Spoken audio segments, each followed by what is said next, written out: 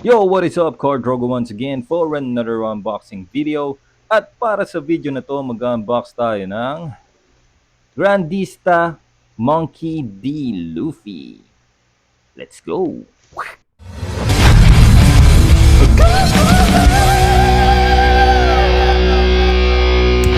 So ano pang hinihintay natin? Buksan na natin to. Let's go!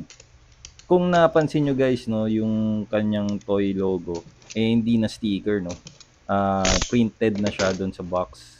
Ko alam kung bakit ganun yung ginawa nila, pero yun na yung bagong mga Ban Presto figures ngayon. Mostly, no? Iyan. So, ito, nilabas na natin. So, may kahon pa din, no? Parang protection yan para hindi aalog-alog. Yan. So, ang ano nito, no, parts nito, meron siyang 1, 2, 3, 4, apat na parts. Yan, guntingin na natin to, guys. Pakawalan na natin sila. So habang ginugupit natin, shoutout muna natin yung ating toy unboxing family, no? Shoutout mo guys. Salamat sa support. At syempre, shoutout ko na rin si Elijah, my friend. Shoutout sa iyo, kapatid. Iyan, so nagunting na natin, no? Labas na natin yung unang part. Ito yung bottom half ni Luffy. Yun, napakaganda ng details, no? Kita nyo. At yung pangalawa naman, yung kanyang katawan. Ayan. So medyo parang nililipad-lipad pa yung damit ni Yuki diyan, no? At eto naman, yung pangatlo, yung kanyang stand. So parang support lang siya actually. Nakakatayo naman siguro mag-isa yan.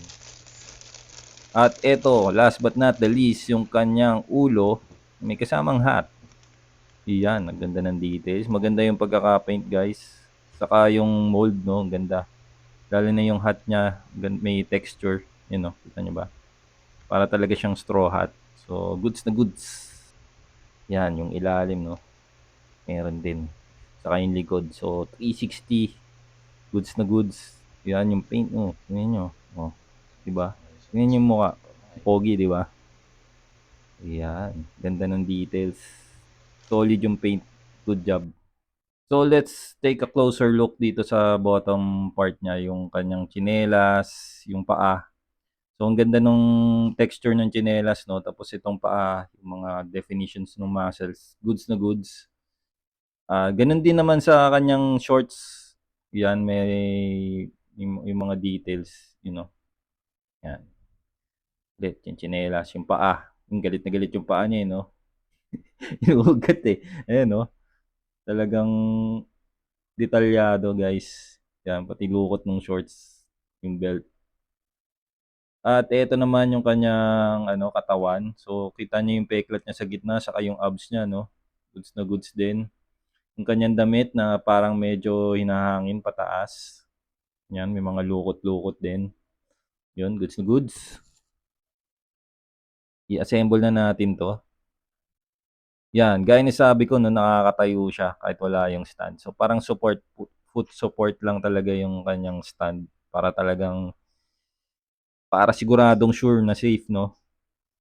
Diba? Sigurado na sure pa. So, yan, ipasok na natin yung ulo. Pasok yung ulo.